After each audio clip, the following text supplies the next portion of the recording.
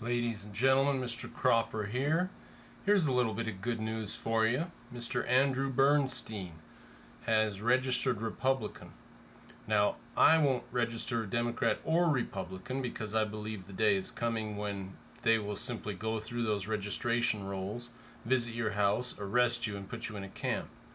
So, I'm not registered as either. But let's read his little piece here. Oh, by the way, I had dinner with Andrew Bernstein once, back in like 2008 or so. Real decent, upstanding guy, not an Objectivist, not on the left, not like you're on Brooke. He sees the light. He knows what's going on. All right, the Democrats have finally done it. After a lifetime as a registered independent and refusing to ally myself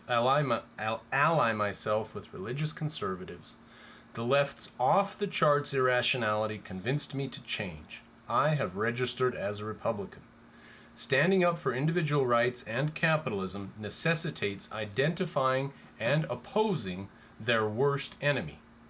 That enemy is the left, including and especially its thought control, and its relentless racism. I have published an entire essay showing that Christianity, a large element of Republican philosophy, is less dictatorial than Marxism, the basic philosophy of the Democrats. It is available on my website, so I will not reprise it here. Now I just want to pause for a second on that and mention that, look, Christianity is garbage, right? But it has Plato-based, not Platonic, Plato-based individualism. Plato was an individualist, even if he was a collectivist, even if he was an irrationalist and a mystic. He did have elements of individualism, Greek individualism, in his philosophy. So, you see this in Christianity if you've gone to church as a Christian, and probably any sect. They will say something like, you have to find the Lord, pray to God and find him on your own terms, and if God speaks to you, and blah, blah, blah. It's between you and God. It's an individualist philosophy. Now, we might say that that's inconsistent, but that's at least better than the people who hate individualism absolutely and completely from top to bottom. So are we choosing between lesser evils here? Well, what if you were alive in 1941 and you're looking at FDR and the massive fascist controls that were put on this country for the last 8 years that created the Great Depression and destroyed the economy? Are you on the side of those people, or are you on the side of the Nazis?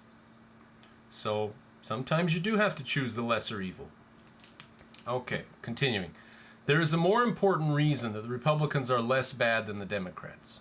Remember, the American founders were, to a great if imperfect degree, exponents of the Enlightenment philosophy of the rights of man, individual rights.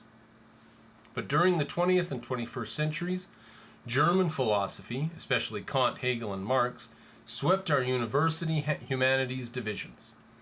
Let me pause right there and mention a small video series I did years ago called German Jihad. I do not believe that the Islam we are facing today is essentially Islamic. I believe it is essentially Kantian. I believe Islam is a window dressing around the edges, and the central tenets of Islam today are Marxism. From Karl Marx, from Immanuel Kant, from German philosophy. All right, continuing. They've swept our humanities divisions, the schools of education, the government schools, and many elite private schools. It is a philosophy that extols social power over the individual in every form, and its necessary political consequence in some version of socialism. By now, untold millions of educated Americans have been indoctrinated with German philosophy. The philosophy that, in its distilled essence, brought the world National Socialism and Communism. And they have no respect for or even an understanding of individual rights. Nominally, they are Americans. Philosophically, they are Germans. Their political party is the Democrats. Well said and brilliant. Same goes for Islamists. Nominally, they are a religion. Philosophically, they are Germans. Okay, continuing. But the Republicans, mixed in with their religiosity, retain a last vestige of Americanism, of respect for individual rights, for America's founding principles, and for individual rights as the reason for America's greatness. A number of leading Republicans, Ron DeSantis, Kristi Noem, Byron Donalds, Nikki Haley, and others, although seriously flawed, retain a last vestige of respect for individual rights, utterly rejected by Democrats. Let me pause for just a second and say that I now live in the great state of South Dakota, where Kristi Noem is governor, and she is awesome. I'm a little bit upset that 70% of the people in South Dakota voted to legalize recreational marijuana use. And it's being fought tooth and nail by the Sheriff's Association. And the governor herself wrote a post on Facebook that said that the legislation to legalize marijuana was not written correctly. There were flaws in how it was written. Well, excuse me, shouldn't that be checked out before it's submitted for vote? Shouldn't it be completely above water and ready to be implemented before you put it on the ballot to vote on? Yeah, 70% is a pretty high number. Now, what would you think of a state in the broad sense of the term, of a government that enforced a law on its people that 70% of those people did not agree with? What kind of a government would that be? So that's a little bit scary, a little bit concerning, right? But compare that to a city that's being burned and looted and the police stand by and watch because they've been ordered to stand down and do nothing. There's no comparison in my mind. I would much rather the police go around bothering potheads than our cities be burned to the ground by the FBI's stooges. Antifa is controlled and protected by the FBI. All right, continuing. The Republicans still love America, even if in part they philosophically misunderstand it. The Democrats hate America. It's the deepest reason I hated them. I want to pause just 1 second here and interject that I know a Republican, quasi-Republican of some kind, who owns a big ranch in Wyoming. And he and I had a very long philosophical talk one day. And he asked me quite a lot of questions. He's religious. And one of the things that we got onto was whether or not the government should restrict the use of drugs. And, you know, he's upset about marijuana. He was upset that 70% of people in South Dakota, he lives right by the border and shops in South Dakota and all the cities that he is near in South Dakota. So he's kind of a quasi-South Dakotan living in the corner of Wyoming. He's upset that we're going to turn South Dakota and maybe even Wyoming into what Colorado is. And, you know, it's a legitimate fear. But my response was, look, we're not trying to engineer a utopia. That's not what freedom is about. Freedom is messy. And in a free country, you're going to have things like bars and strip clubs and drugs. And you're going to have people ruining their lives through gambling or whatever else. You're not going to engineer a utopia. If you want utopia, then you are not in favor of freedom. And that's where he just completely disagreed. He said, well, I think that our laws should encourage us to be moral. And I said, no, our laws should encourage us to leave other people alone.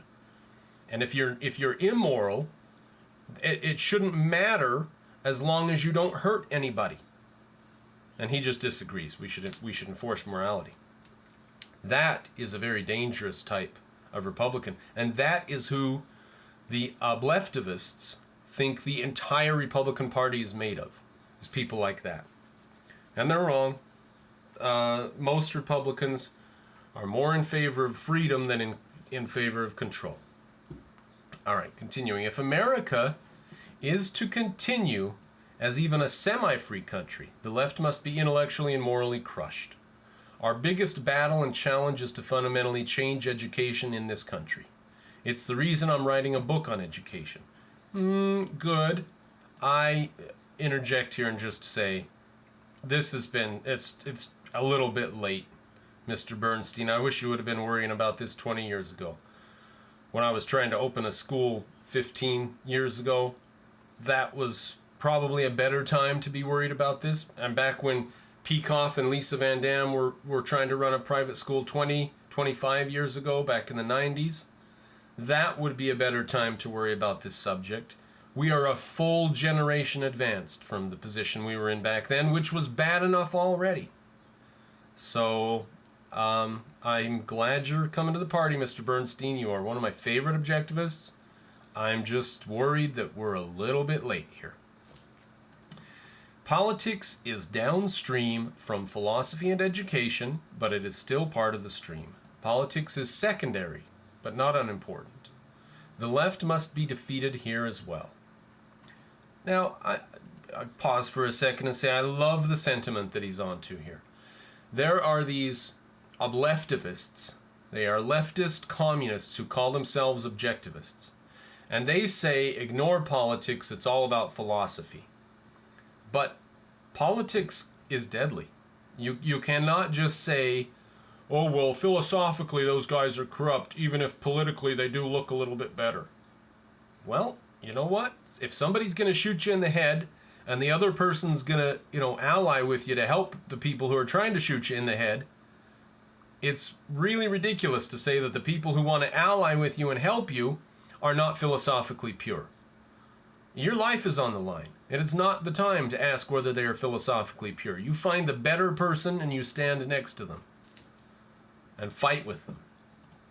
All right, continuing. The Republicans, despite a general lack of brains and backbone, that's for sure, are the only ones realistically capable of defeating the Democrats in national elections.